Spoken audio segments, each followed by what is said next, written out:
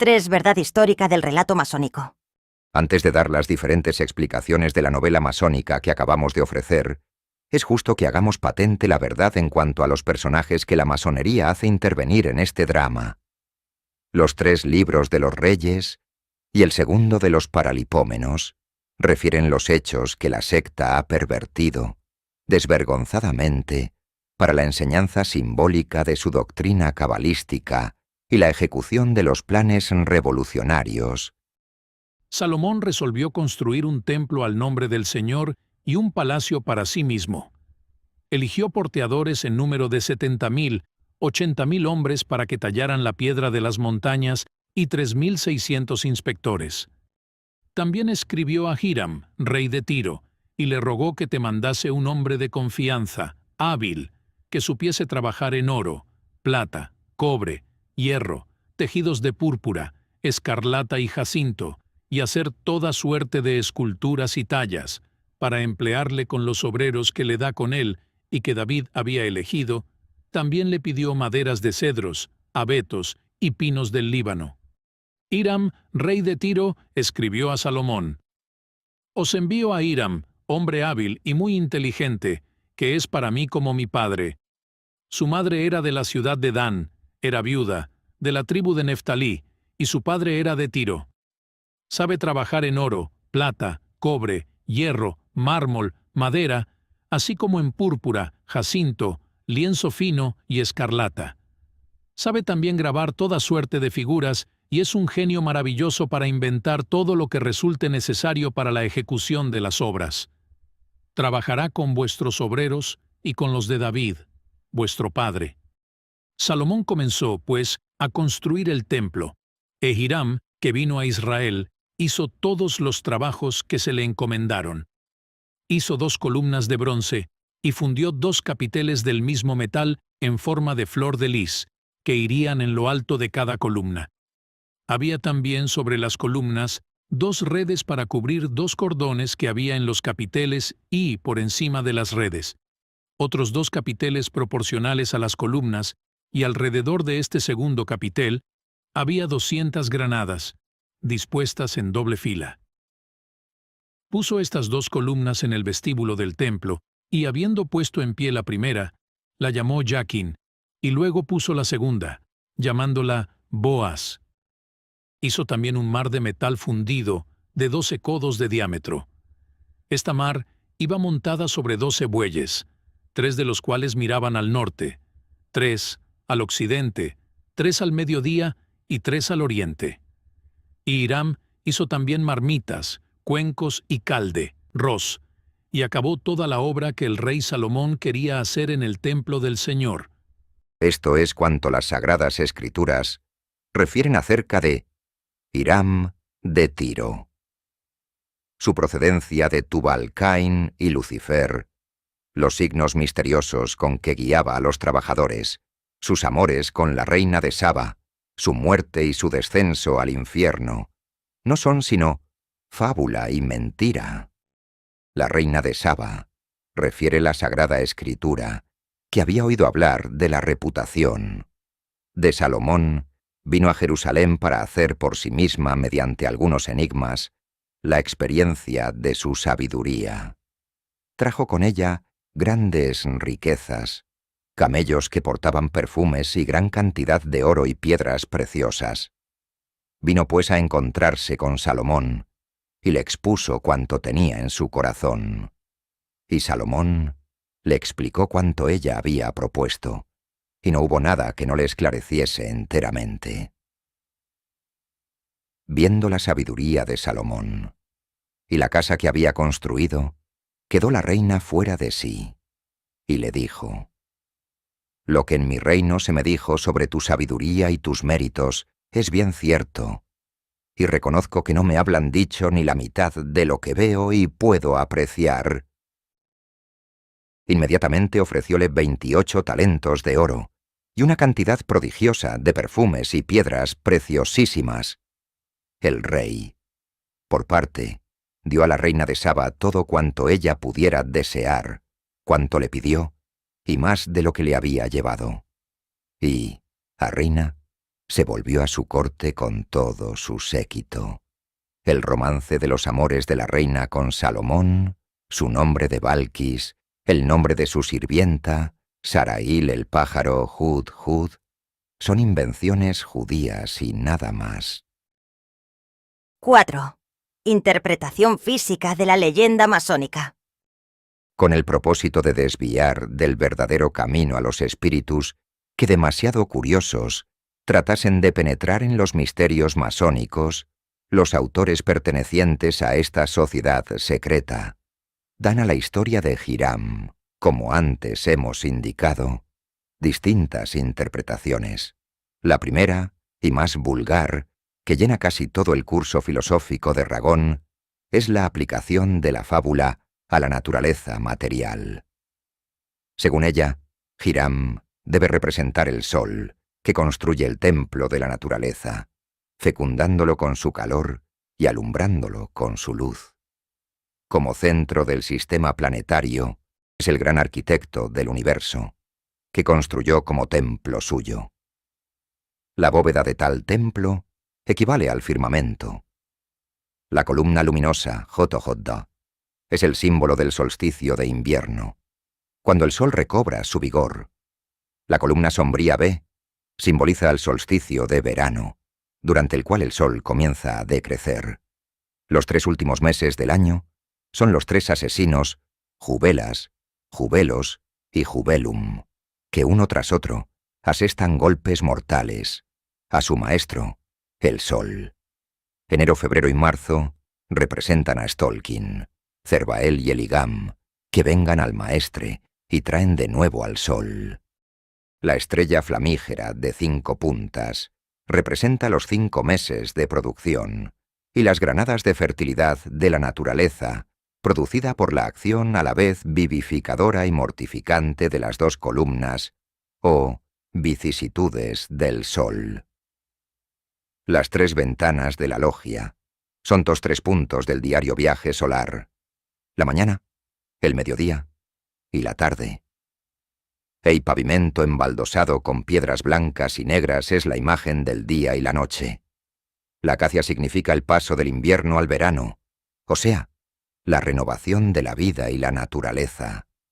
La escuadra nos recuerda las 4 partes del mundo, y la espada flamígera los rayos del sol. Las 12 columnas del templo simbolizan las 12 constelaciones del zodíaco. La escala misteriosa de 7 peldaños, los 7 planetas. La lira de Apolo con 7 cuerdas, el triángulo y la flauta con 7 registros. Son imágenes de la melodía producida por los 7 planetas, la armonía de las esferas imaginada por Pitágoras. El cráneo y los cuernos de toro que encuadran esta lira representan la tierra, nuestra vaca lechera, por encima de la cual se produce tal armonía celeste. La piedra bruta es la naturaleza aún informe y estéril, o muerta. La piedra cúbica, la naturaleza formada, fértil, que produce espigas, trigo y vino. El fuego del sol es el elemento vivificador del universo. La serpiente que envuelve el globo es el desarrollo eterno de la vida, simbolizado por el círculo que forma la serpiente, que siempre existe devorándose a sí misma, etcétera, etcétera. Nos parece inútil seguir explicando cómo la logia representa el universo y el venerable de la misma, en su trono, al sol. Cualquiera, con un poco de imaginación, puede continuar este capítulo y hacer una aplicación más extensa de los signos y emblemas masónicos a la naturaleza material y sus diversas evoluciones. Lo que ya es menos fácil es hallar la interpretación de la leyenda masónica en cuanto concierne a la naturaleza del hombre. Nada de lo que proceda de la doctrina de la sinagoga y las enseñanzas del ángel caído puede ser moral en el sentido ordinario de esta palabra. La interpretación de que aquí se trata contiene en realidad todo cuanto de más escabroso e inmoral existe, y es tan repugnante que nos resistimos a imprimirla en nuestro idioma, y no lo haríamos tampoco en latín, si no fuera porque el tema y fin de este libro nos obligan a ello. Dado que el hombre se compone de cuerpo y alma, la doctrina y los principios de la secta masónica, en lo que respecta a la parte corpórea del hombre, no difieren en nada de los misterios gentiles de la antigüedad. Hiram se refiere a la imagen de un hombre con cuerpo y alma perfectos. ¿De dónde vino el hombre? Pide al presidente del Consejo Supremo el 33º grado en el rango del recluta, que es el primero de todo el rito. Por tanto, su llave significaba la matriz o útero. ¿Qué es un hombre? He aquí el 2º grado, o asociados, cuya insignia significa un faló o bastón. ¿Cuál es el destino del hombre? Hopes es el 3er grado, o maestro cuya insignia Macbenac, corrupción, hijo de la corrupción, significa una facción podrida. En esta etapa debe completarse el estudio del hombre en lo que respecta a la materia. En este nivel se completa el estudio del hombre en cuanto material. Al hombre se le enseña la autoconciencia, que no es efecto de ninguna causa. He aquí el 4, el del Maestro Perfecto, cuyo signo significa que el principio de la creación humana termina, y que el Maestro es el faló. De lo cual se desprende que la columna anterior y aquella sombría, que llaman Boaz, denotaban el principio material o pasivo de la mujer. Pero el otro, brillante, que se llama Yakin, el principio masculino activo, de la verdadera conjunción de ambos, y por medio de la pudrición de la semilla, surgen los granos de granada, los frutos de una vida renovada. Es decir, el hombre nuevo, como el ave fénix, parloteando desde su nido, resucita de las cenizas. De ahí tienes la palabra contraseña del 4º grado, ciza o cizón. Eso en hebreo significa una flor o la virtud de una flor. ¿Quién no ve que es sustituido por símbolos? ¿Una broma? Por tanto, la representación es multiforme del miembro masculino, que está en los estándares masónicos por todos lados. En la foto se muestra la letra G, que significa generación obsceno. Se refiere a un cabrón o un faló en la etide. La letra T representa la conjunción. Miembros de ambos sexos, literalmente como por divinidad. 5. Valor ético de la historia de Hiram. Hiram representa el bien moral, que debe ser guía del hombre, según la moral masónica, moral que difiere radicalmente de la ética racional y aún más de la moral cristiana. El hombre, ignorante aún de su dignidad, según la masonería, es una piedra en bruto que, en las logias, va siendo trabajada y cincelada, hasta que se convierte en piedra cúbica. El maestre conduce a los discípulos que quieren entrar en el templo de la virtud hasta la columna J, símbolo de la firmeza y la fuerza, y luego a la columna B, imagen de la estabilidad y la sabiduría. Luego asciende por la escala misteriosa que simboliza las 3 virtudes teologales, fe, esperanza y caridad, y los 4 grados de las virtudes cardinales, prudencia, justicia, fuerza y templanza. Una vez que han llegado a lo alto, descienden por el otro lado, por las 7 artes liberales, gramática, retórica, lógica, aritmética, geometría, música y astronomía. La superstición, la ignorancia y la avaricia son los 3 enemigos interiores, y la mentira, la tiranía y el fanatismo, los 3 feroces enemigos externos que el hombre tiene, y que le atacan y matan, mientras que la verdad, la ciencia y la virtud son sus tres salvadoras. Las granadas son el emblema de la amistad que une a los miembros de la familia masónica.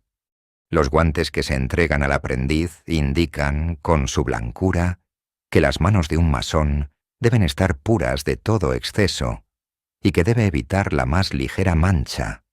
El delantal es símbolo del trabajo y recuerda al masón que toda su vida debe consagrarse a la labor. El pavimento, formado por piedras blancas y negras, unidas entre sí, simboliza la unión de los masones, sea cual fuere el color de su piel, su nacional y sus opiniones políticas y religiosas. La escuadra enseña el respeto a las reglas, la perpendicular, la rectitud de juicio, el nivel, la igualdad social, las tres luces de la logia, la belleza, la fuerza y la sabiduría, el martillo y el cincel, la inteligencia y la razón que se han dado al hombre para hacerle capaz de discernir entre el bien y el mal, la estrella flamígera, los 5 sentidos. Letra G significa geometría o arte de medir que conduce al hombre de verdad en verdad hasta el infinito, etcétera, etcétera.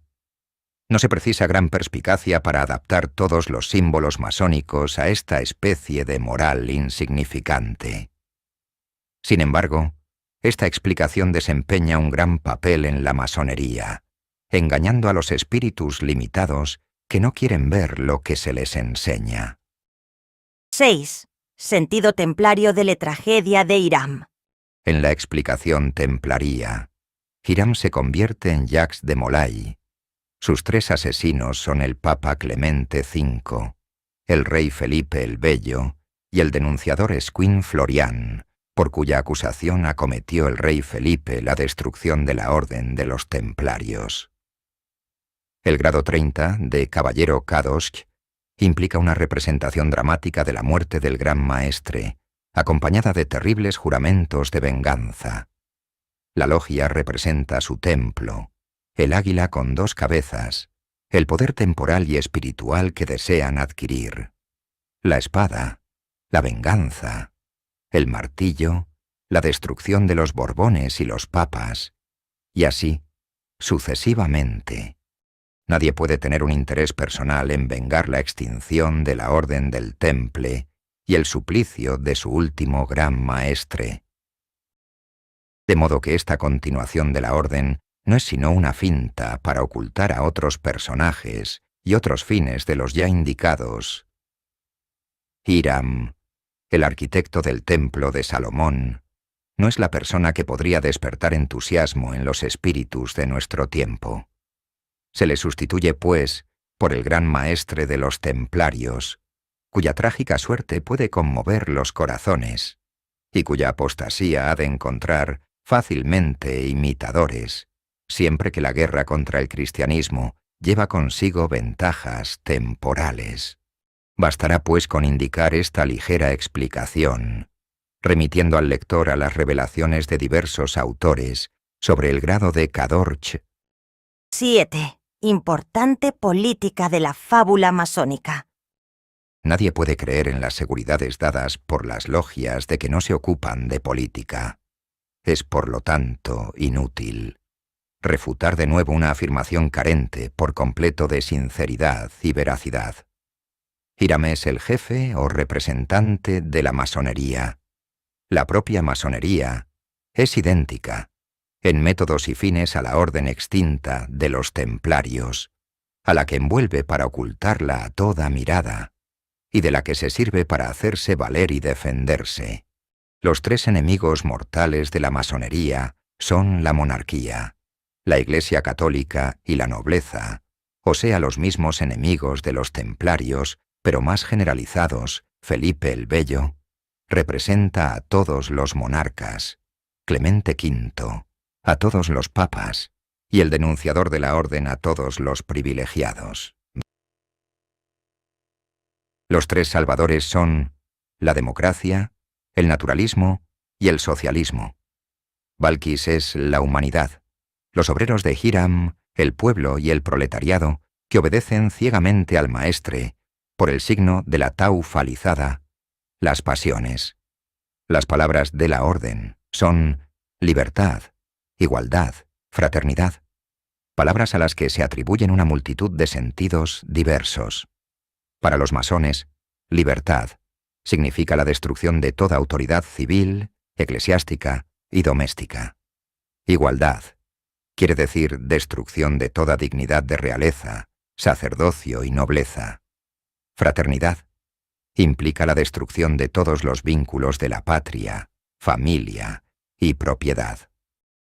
Para convencerse de ello, basta con leer las obras del Paul Deschamps, del Georg Michael Pachtler, de Édouard-Émile Eckert, de Claudio Janet, de Leo Taxil, de Monseñor Fava, y tantos otros que las apoyan con documentos tan numerosos como concluyentes. Salomón, rodeado por Sadoc y los grandes de su reino, representa a los reyes rodeados de sus sacerdotes y cortesanos. Balquis es el pueblo, que aún admira a los reyes y se une a los sacerdotes, pero al que Hiram, o sea, la masonería, convierte y arrebata a sus dueños. La muerte de Hiram es el aniquilamiento de los derechos del pueblo por la monarquía, la religión y la propiedad. La búsqueda del cuerpo de Hiram representa a las revoluciones y el cuerpo hallado, el restablecimiento de la libertad del pueblo en la República Democrática. La construcción del Templo de Salomón, bajo la dirección de Hiram, simboliza la preparación gradual de la República Universal por los masones.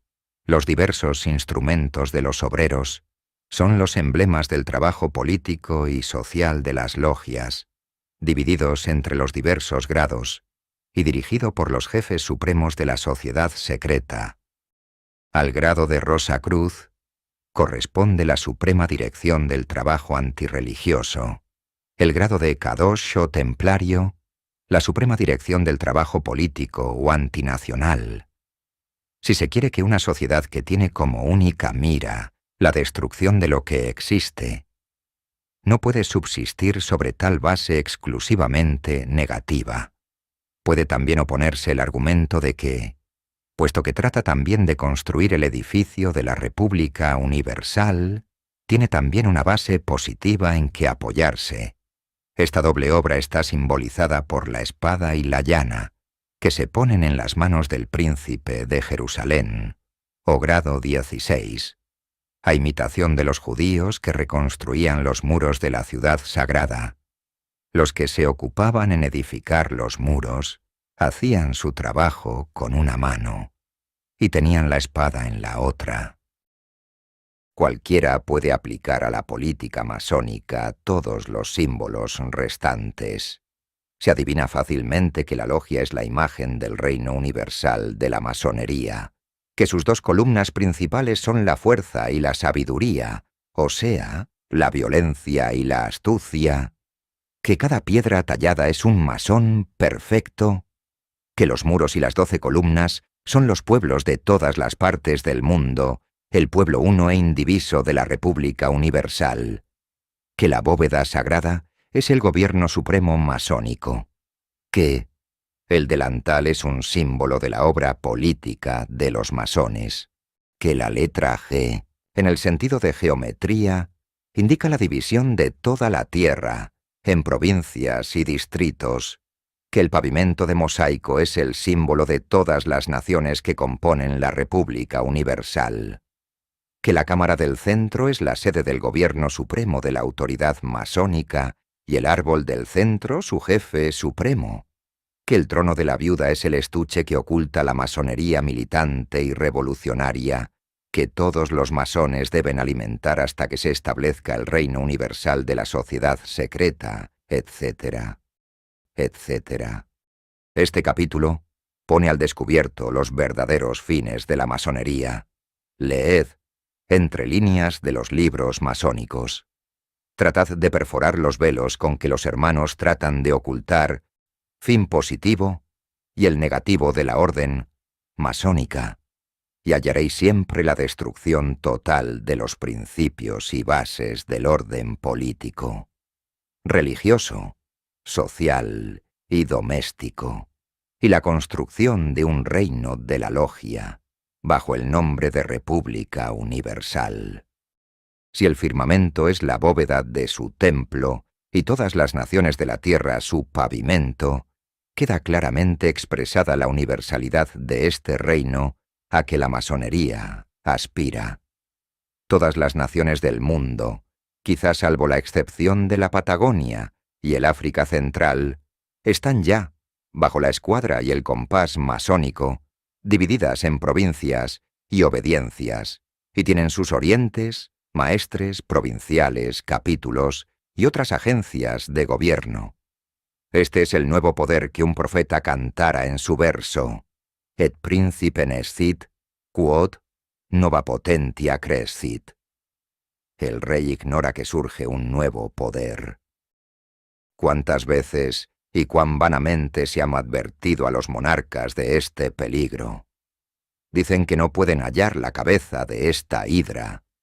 Esta cabeza no está constituida por los príncipes y otras grandezas que se conocen, sino por jefes secretos, inhallables hasta aquí, que se les busque en Berlín, Roma y Charleston. Quizá estén todavía en estas ciudades. 8. Significado judaico del drama de Hiram. En los capítulos precedentes quedaba siempre cierto número de símbolos masónicos, más o menos inaplicables. En este, todo cuanto representa un papel en la masonería y su leyenda se aplica al pueblo judío con una facilidad asombrosa. En realidad, cuanto existe en la masonería es profunda, exclusiva, apasionadamente judío desde el principio hasta el fin. ¿Qué interés tienen las demás naciones en reconstruir el templo de Salomón? ¿Lo hacen por ellas mismas o por los judíos?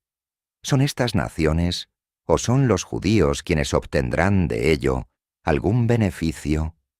¿Qué ventajas representan para ellas devorarse unas a otras, a fin de que triunfen en todo el mundo los príncipes de Jerusalén, grado 16, jefes del tabernáculo, grado 23, o príncipes del tabernáculo, grado 24? ¿Se han puesto de acuerdo las naciones para servir de escabel a los pies de los judíos? ¿Por qué, pues, se apresuran a colocar la corona, Keter, en su cabeza, y el Malkut, reino, bajo sus pies?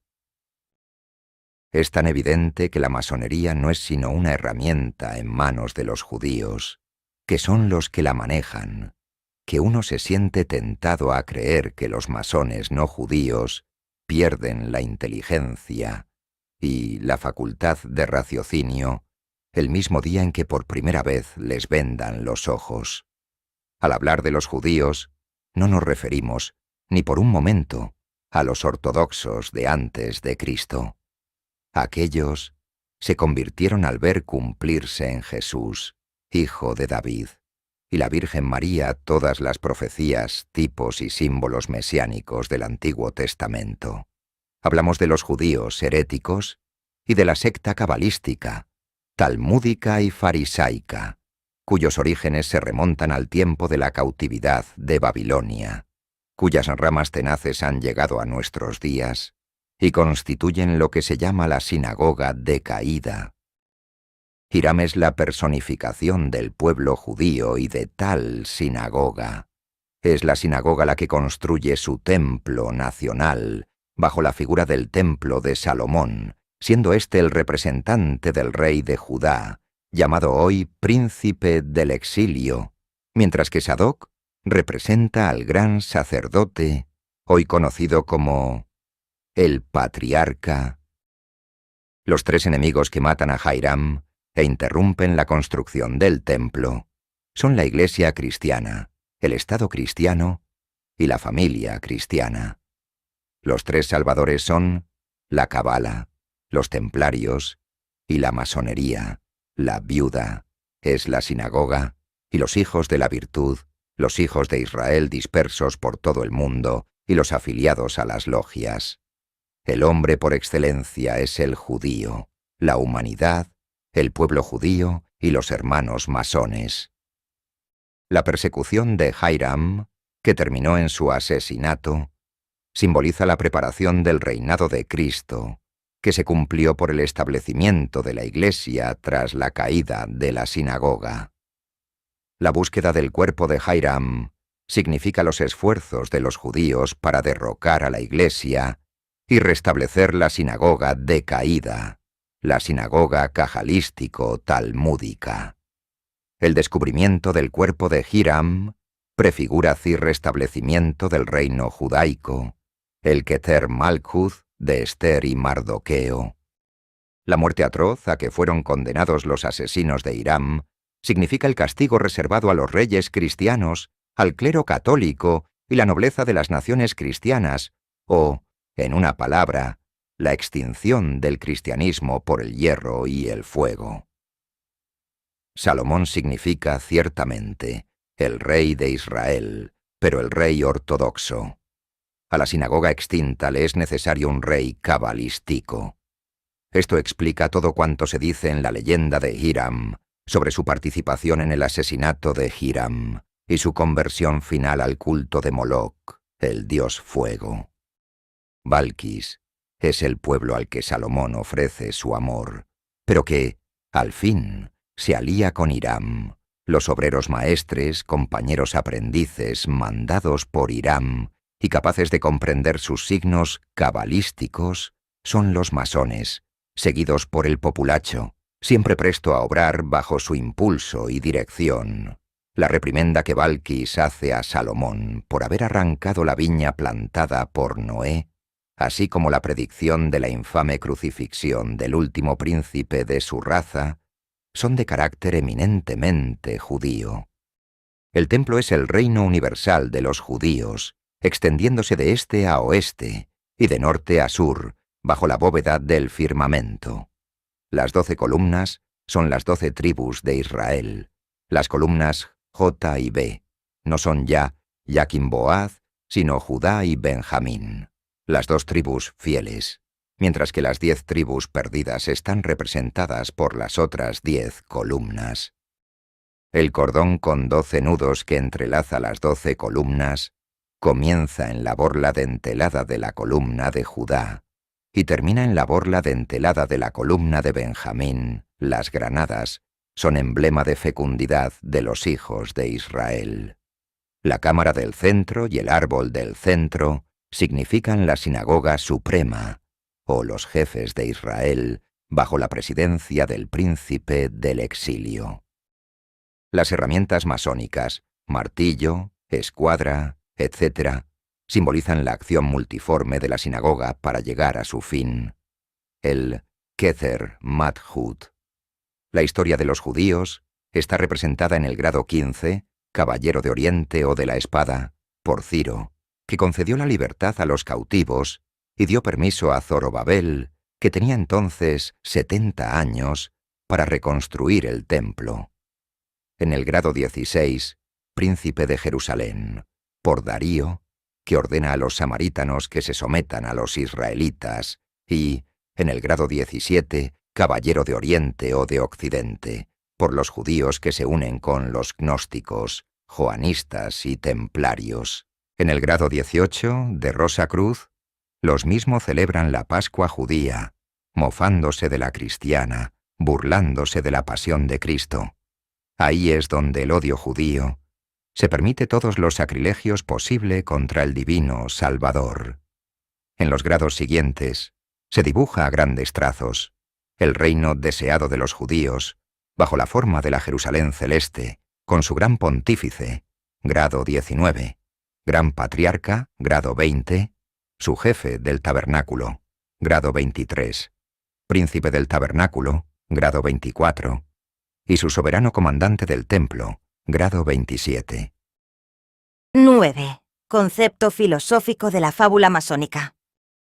La filosofía dice, en otros términos, lo que enseñan la teología y la mitología, y reduce a sus personajes a seres inanimados o conceptos puros, complaciéndose en personificar, en ideas abstractas, lo que bien pudiera ser un ente vivo o individuo. Nos bastará, pues, con dar al Rey Santo o la Matrona, y a las columnas J y R los nombres de espíritu y materia, o energía activa y substancia pasiva, o principio masculino y espontáneo, y principio femenino y receptivo, o aún, si así se prefiere, de fuerza y materia, etcétera, etcétera. Puro panteísmo, como se ve. Los tres enemigos que se oponen al principio activo e inteligente son la ausencia de vida, de forma y de movimiento de la materia. Los tres salvadores del espíritu vivificador pon la inteligencia, la voluntad y la fuerza motriz. Con el fin de evitar el reconocimiento de la existencia de un Dios personal, el panteísmo niega la creación ex nihilo, confundiendo el absurdo de la emanación de los seres de la nada con la creación de la nada, efectuada por la omnipotencia del ser eterno. Los panteístas prefieren admitir el absurdo de un ser eterno y temporal, infinito y finito, inmutable y mutable, divino y no divino, antes que admitir la existencia de un Dios a quien deberían dar cuenta de sus errores voluntarios y todas sus funestas consecuencias. El templo que se construye bajo sus auspicios es, según su filosofía, el templo de la sabiduría. Hiram, su constructor, es el hombre sabio, perteneciente a la raza de hijos de la sabiduría o filosofía. Los hombres que, imitando las cualidades de la materia, se oponen a la construcción del templo, son aquellos a quienes falta inteligencia, voluntad o energía. Los supersticiosos, los fanáticos, los ignorantes, mientras que los vengadores y amigos de Hiram son las almas selectas, los inteligentes, virtuosos y resuellos. Todos los emblemas de la masonería se pueden explicar fácilmente según estos conceptos. El ojo en el triángulo es la inteligencia del espíritu. La estrella flamígera y otros símbolos del mismo género designan la unión del espíritu con la materia. El martillo y la llana, la actividad del hombre, la espada, su resolución de defender su obra el fénix, la constante renovación de la naturaleza, la serpiente el círculo, la eternidad del mundo, el ofidio, al comerse a sí mismo, señala el principio activo, al ser comido, el principio pasivo, Eblis o el principio inteligente y benévolo, Adonai, al principio ininteligente y malévolo, etcétera, etcétera. Los lectores podrán por sí mismos llenar las lagunas de esta breve exposición. 10. Sentido teológico de la historia de Eblis e Hiram. Al tratar de determinar el sentido teológico de la historia de Hiram y Eblis, no nos referimos, naturalmente, a la teología cristiana, sino a la masónica, o mejor, cabalística. Hemos, pues, de recurrir a la fuente habitual, es decir, a la Cabala. Del Ein Sof, que es el ser eterno e inescrutable, emana todo lo que ha sido, es y será. Su primera manifestación es el Kether, la corona de los 10 Sefirot, el principio de todos los principios, la sabiduría misteriosa, la corona de cuanto hay de más elevado, la diadema de las diademas. Esta representa al infinito, distinto de lo finito, al ser en sí mismo, llamado en la Sagrada Escritura Ejigé Ego Sum, es el punto primitivo, por excelencia. Ante el Ein Sof, la luz deslumbrante de la corona no es más que tinieblas. Del seno de este Kether, unidad absoluta, salen paralelamente dos principios, el uno activo o masculino, Kochma, la sabiduría, el otro pasivo o femenino, Binah, la inteligencia. A la sabiduría se llama el Padre, pues de ella se dice que engendra todas las cosas. La inteligencia es la madre, pues así está escrito: darás a la inteligencia el nombre de madre. De su misteriosa y eterna unión sale un hijo que, por llevar los rasgos de su padre y su madre, rinde homenaje a los dos. Este es el conocimiento o ciencia, Dahad. Este no constituye una sefiraj especial. En este trío Kether, Chokma y Binah no podemos hallar los tres amigos del buen principio, pues estos amigos vengadores y redentores suponen la previa perpetración del asesinato del buen principio. Ahora bien, en el sistema cabalístico no hay principio opuesto ni al Ensof ni a la corona, a menos que digamos que, por la concentración de todo ser en la corona, nazca de sí misma su opuesto, el abismo. Esta suposición nos parece justa, aunque no las hayamos visto expuesta en ningún sitio.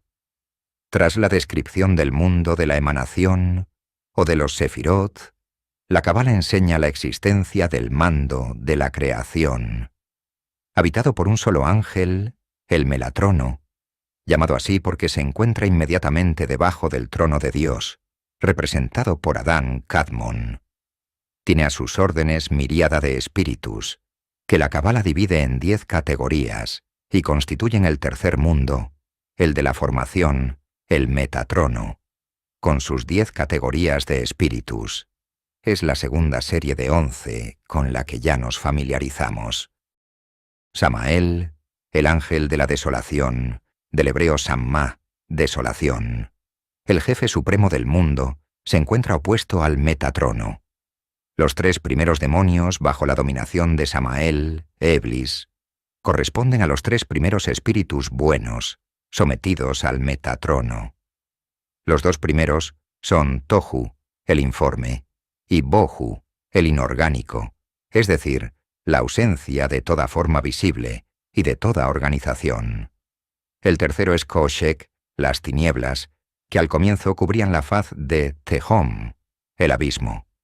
El abismo, Baitos en griego, Tohu y Bohu, constituyen en la teología cabalística los 3 enemigos de la luz divina, a la que impiden desarrollarse y construir el templo del universo visible, o la Masia, el mundo de la fabricación. Pero son vencidos por los 3 espíritus buenos, los 3 espíritus vengadores y amigos del Metatrono. No hay duda sobre la identidad de Samael, Diabolos y Eblis, nombres hebreo, griego y musulmán del mismo príncipe de las tinieblas. También hace llamar ángel de la luz y porque es el padre de la mentira. Hiram, en el sentido teológico de la narración masónica, es el representante de todos los hombres que trabajan bajo la dirección del príncipe de las tinieblas, que se llama Eblis, Lucifer o ángel de la luz. Es inútil completar el paralelo teológico. 11. Idea cabalística del mito masónico. Los judíos no han hecho aplicación de sus doctrinas secretas a la masonería, ni publicado jamás su programa político a este respecto. Todo lo que podemos hacer son conjeturas, basándonos en las teorías de la Cábala y del Talmud, pero tales obras no son de un gran valor práctico, por lo que nos limitaremos a indicar los rasgos esenciales. Adán Kadmon, el hombre por excelencia, es el judío ideal, su idea divina y el arquetipo del judío histórico. Ahora bien, ya que el Eusov se reproduce en los diferentes mundos y se revela en los seres temporales que llevan su imagen, el judío histórico debe esforzarse en parecerse, del modo más estrecho posible, a su prototipo divino. Creyéndose dotado de inteligencia o de una sabiduría superiores a la de los individuos de las Goim, o naciones distintas de la suya, el judío se cree igualmente superior en cuanto a gracia, justicia y belleza. Según la Cábala, es descendiente del Rey Santo. Suyos son estos atributos. También está persuadido de su superioridad en cuanto a fuerza y majestad.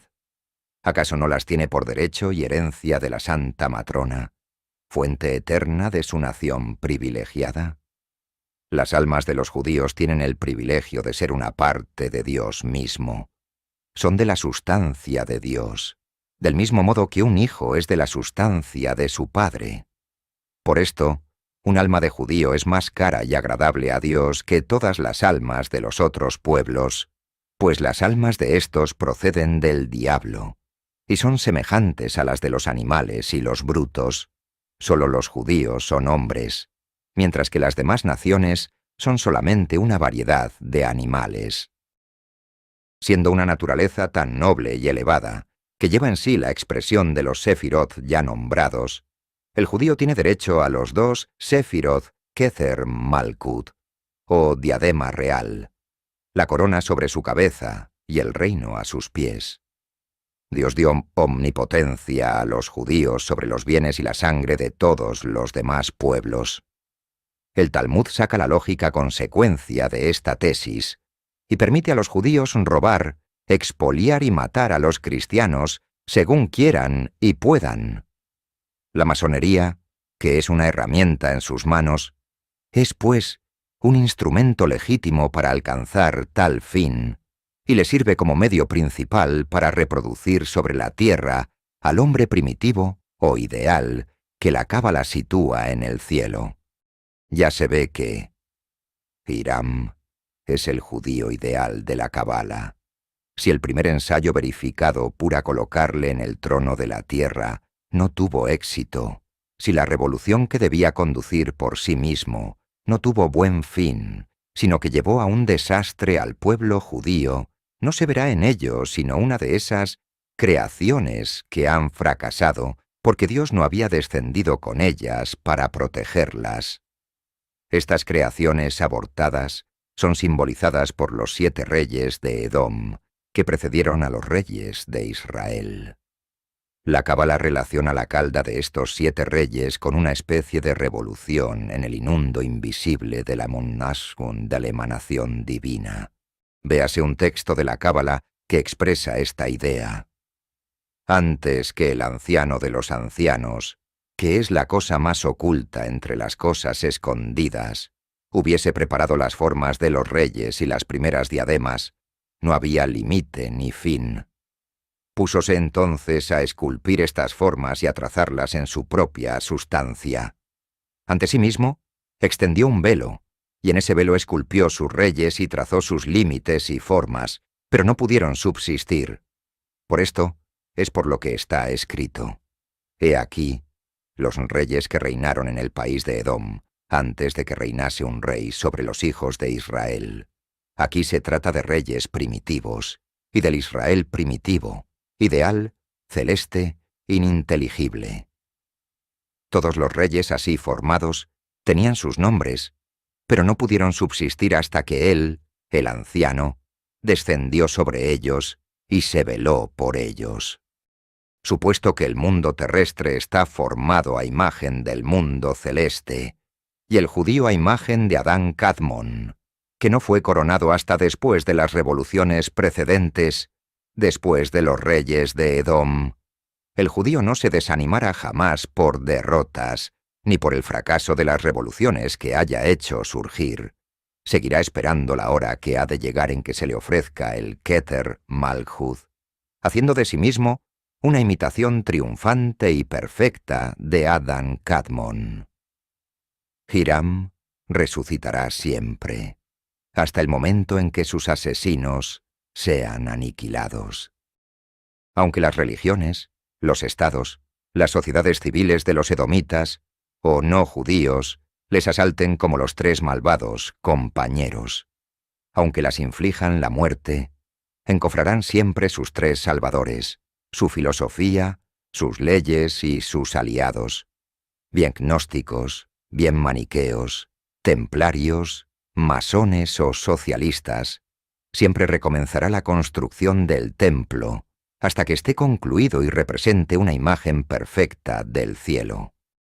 La columna luminosa J representa al Santo Rey, y la columna oscura B a la Santa Matrona, las granadas a los numerosos frutos de su unión, la bóveda sagrada, al En Sof, el triángulo luminoso, colocado por encima del trono del Venerable, a los 3 Sefirot superiores, o gran arquitecto del universo, el sol y la luna, que hay a sus lados, representan de nuevo al Santo Rey y la Santa Matrona. El doble triángulo entrelazado a la unión de estos 2 personajes. el triple triángulo, a los 3 tríos del hombre arquetipo. La estrella flamígera con 5 puntas. La letra G, generación, en el centro, representa también la unión del Santo Rey y la Santa Reina. Según otra interpretación, esta estrella de 5 puntas representa a los 10 sefirot, con sus 10 ángulos, 5 de los cuales son agudos o masculinos y 5 obtusos o femeninos. La espada flamígera figura la emanación de la energía generatriz del arquitecto divino. La escala misteriosa representa los 7 sefirot inferiores, por los que el alma desciende para encarnarse y por los que sube, a la muerte del cuerpo, después de las transmigraciones, hacia su fuente, la inteligencia, la letra tau, la cruz teutónica. Figura la fuerza generatriz del gran arquitecto del universo, ya en los 3, ya en los 4 mundos, pues al mundo de la creación, vería, se le omite frecuentemente, pues está habitado únicamente por el ángel Metatrono. El pavimento de mosaico blanco y negro es el símbolo de las 2 divisiones eternas de la luz, o espíritu, y las tinieblas o materia. La lira de Apolo figura la armonía entre los 7 sefirot inferiores y los 7 planetas que son su imagen. Y entre las emanaciones del Ensof en general, la corona sobre las joyas masónicas es la figura del primer sefira. La serpiente desarrollada es el Ensof, revelándose en el universo. La serpiente de bronce es el gran arquitecto del universo, enrollado sobre el falo, símbolo de su poder generador. El pelícano que alimenta a 3 o a 7 pequeñuelos significa también el Ensof, dando la vida a los 3 sefirot superiores, o al gran arquitecto del universo, dándole a los 7 inferiores, y en fin, el fénix, resucitando de las llamas, es el propio Ensof, que se renueva constantemente. El templo no tiene más que 3 ventanas, visibles en el cuadro de la logia, pues por un procedimiento cabalístico se ha demostrado que el nombre de Dios comprende todos los sitios del universo, excepto el norte, reservado a los malvados como lugar de expiación. Al fin del tiempo, este lado se unirá a los demás en el nombre inefable. El infierno desaparecerá y no habrá más castigos, ni pruebas, ni culpables. La vida será una eterna fiesta, un sabal sin final. Del nombre del arcángel del mal, de la serpiente venenosa, Dios veneno, se quitará la primera mitad, que significa veneno, pues la segunda mitad es el nombre común a todos los ángeles. Cuando la construcción del templo esté concluida y todo el misterio explicado, Parash Kol, contraseña del grado 32, la eternidad quedará restablecida. La serpiente circular habrá tragado el extremo de su cola, que le habrá servido para nutrir su cuerpo, y seguirá sirviendo a tal fin una vez, 100, una infinidad de veces, por los siglos de los siglos. Cronos devorará también a sus hijos, y Brahme al universo, del mismo modo que la araña crea sus hilos y los reabsorbe. Decepción, fraude, mentira.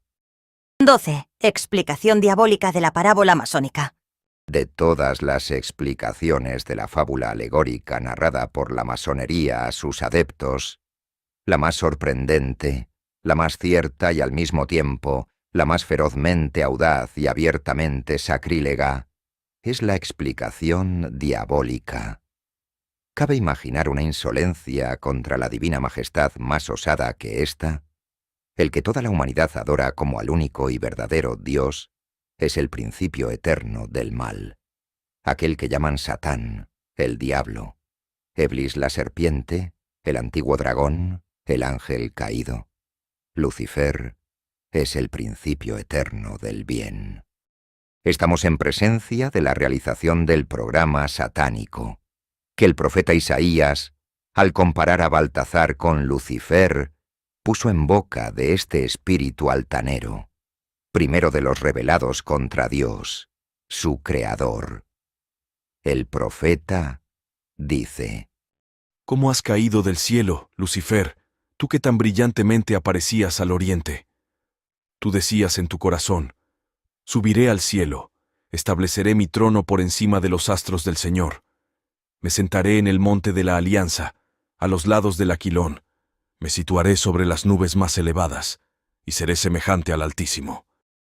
Eblis, nombre maometano semejante o equivalente a Diabolos, es la suprema divinidad del mito masónico. Él es el buen Dios, el principio del bien, el amigo de los hombres, el adversario y mártir de Jehová Adonai. Este nuestro Señor es el mal Dios, el principio del mal, el enemigo del hombre. Eblis aparece como igual de Adonai y como ser eterno de toda eternidad. Se compara al fénix, que renace del fuego. Este es su elemento que apenas le da muerte, le reaviva, se llama ángel de la luz. Dios fuego, inteligencia, sabiduría, belleza, fuerza, gran arquitecto del universo. Incluso se llama Ahiaj Jehobab. En realidad, Eblis, el calumniador, toda su obra consiste en mentiras y decepciones. Fue, en otro tiempo, Lucifer, el ángel de la luz, pero hoy no conserva de ello sino el nombre, pero el sentido del mismo ya no existe. La luz sobrenatural le ha sido retirada, y no le queda sino su luz natural, lo bastante fuerte, sin duda, para engañar a la naturaleza humana, la más pequeña, al decir de Santo Tomás, de todas las inteligencias creadas. Es el Dios fuego, según la expresión común de las antiguas religiones paganas, la parodia del Espíritu Santo, que es el fuego divino del amor, uniendo al Padre y al Hijo. Eblis es la inteligencia de Hermas Trimegisto, así como la sabiduría, la belleza y la fuerza de la Cabala, remeda a la Santísima Trinidad, de la que el Padre engendró, por su inteligencia, al Hijo eterno, su imagen, su esplendor, su belleza, y el Padre y el Hijo produjeron el Espíritu Santo, su amor y fuerza. Eblis no es el creador del universo, pues niega la posibilidad de la creación, sabiendo, por supuesto, que su negación es absurda. Se llama el gran arquitecto del universo, un arquitecto que no crea sus materiales, sino que se limita a disponerlos en un orden preconcebido. El orden preconcebido por este gran arquitecto es el desorden en el reino de Dios. En fin, Eblis se llama también Jehová y abreviatura. Jao, Juá y Jod, no porque sea en realidad lo que este nombre significa, el ser por excelencia, sino porque le conviene abrogarse tal nombre a fin de engañar a los hombres de vista corla o mala voluntad.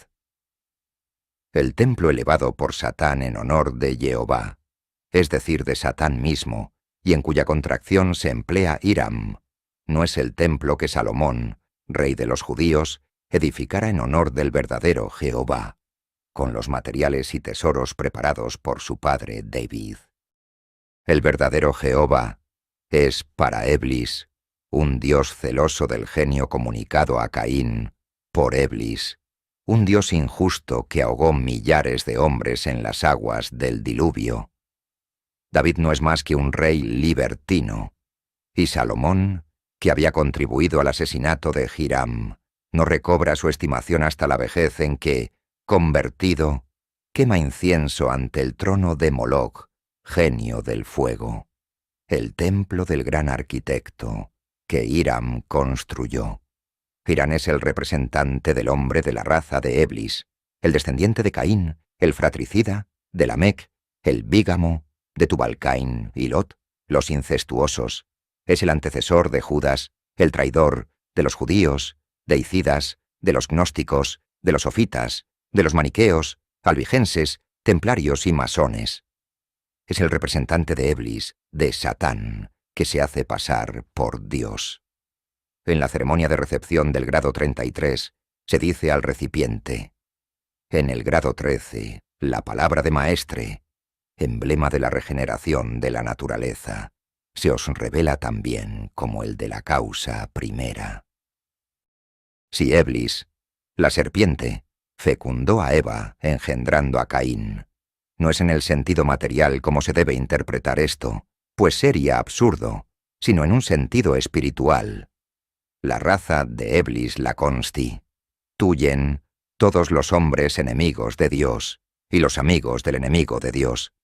Los tres asesinos de Hiram son la superstición, llamada también fanatismo o mentira, es decir, la religión, el mosaísmo y, sobre todo, el cristianismo, la tiranía, llamada también ambición, es decir, el gobierno de los reyes justos, religiosos y, sobre todo, cristianos, y la avaricia, llamada también codicia o ignorancia, es decir, el Estado, la familia y la propiedad, bien ordenadas sobre la base del cristianismo.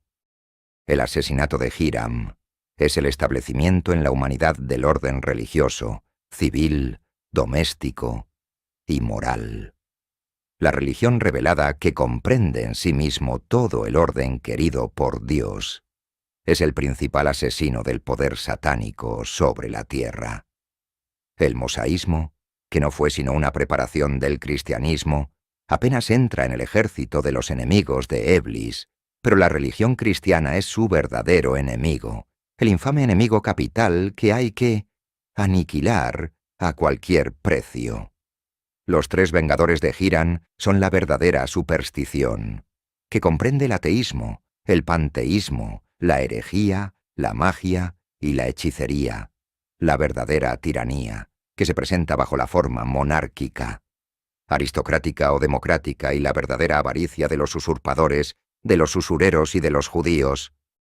Estos tres amigos de Eblis, formando una sociedad, se llaman masonería, la expresión más clara de la alianza entre la sinagoga decaída y una orden religiosa cristiana abolida. Para persuadirse de lo que acabamos de enunciar, no hay más que leer la instrucción que se da al recipientario del grado 33.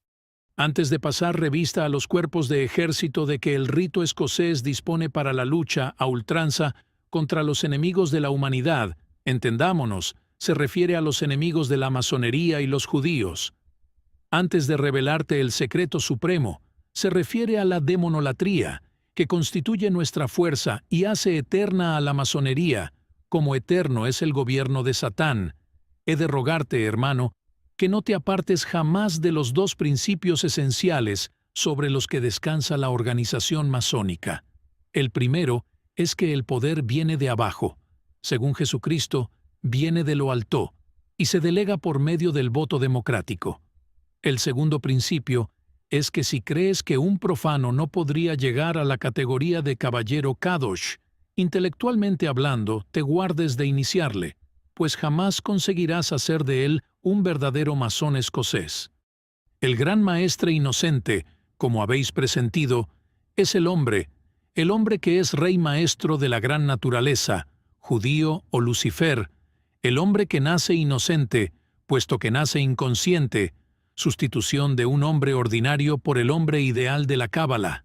Nuestro gran maestre, que no podría ser un hombre corriente cualquiera, nació, fue creado, inocente, para ser dichoso, para gozar en toda su plenitud de todos sus derechos sin excepción.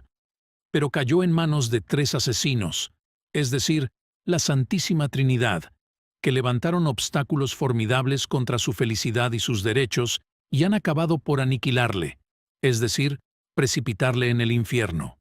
Estos tres infames asesinos son, figuradamente, la ley, la propiedad y la religión, de los que hemos jurado tomar la más resonante de las venganzas. Estos son los enemigos, a quienes hemos jurado una guerra a ultranza y sin cuartel, una guerra a muerte. De estos tres enemigos infames, la religión debe ser blanco constante de nuestros ataques mortales, porque ningún pueblo ha sobrevivido a su religión, y porque, al matar a la religión, tendremos a nuestra merced a la ley y a la propiedad, y estableciendo sobre los cadáveres de los 3 asesinos la religión masónica, la ley masónica y la propiedad masónica, podremos regenerarlo sociedad. Y como todos nuestros secretos masónicos están impenetrablemente ocultos tras símbolos, los del grado supremo al que has llegado están ocultos tras el emblema del mismo. El águila con 2 cabezas, una blanca, espíritu, o Lucifer, otra, negra, materia, o Dios, te ordena la sabiduría, es decir, que has de dar de lado toda posible ocasión de triunfo personal para consagrarte eficazmente a la realización material de la doble divisa, Deus, meumque jus. A nosotros todos nuestros derechos, ordo abchao, aniquilación a los enemigos de la orden. ¿Cómo explicar tal furor y tal cúmulo de mentiras y maldades si con el odio inextinguible y la hervorosa cólera de ese ángel de la luz que vive en el fuego y a quien llamamos Lucifer? Él ha sido el inspirador de tales palabras, últimas revelaciones del último grado de la masonería. Es preciso convencerse de que el verdadero misterio de la masonería no se revela en el conjunto de los 33 grados, pues todavía en el último de todos ellos se habla, como ya dijimos, de nuestros jefes. En el ritual del maestre, del hermano Ragón, edición oficial, mente reconocida, se dice: Ningún grado conocido enseña ni revela la verdad. Lo único que hace cada uno de estos grados es disminuir el espesor del velo. Los grados prácticos, hasta hoy, han hecho maestres y no simples iniciados. El secreto de la masonería es, por su misma naturaleza inviolable, pues el masón que lo conoce será únicamente porque lo haya adivinado. Puede haberlo descubierto asistiendo a las logias instruidas, observando, comparando, juzgando, pero una vez descubierto el secreto, es seguro que lo guardará para sí mismo. 13. Los 2 estandartes.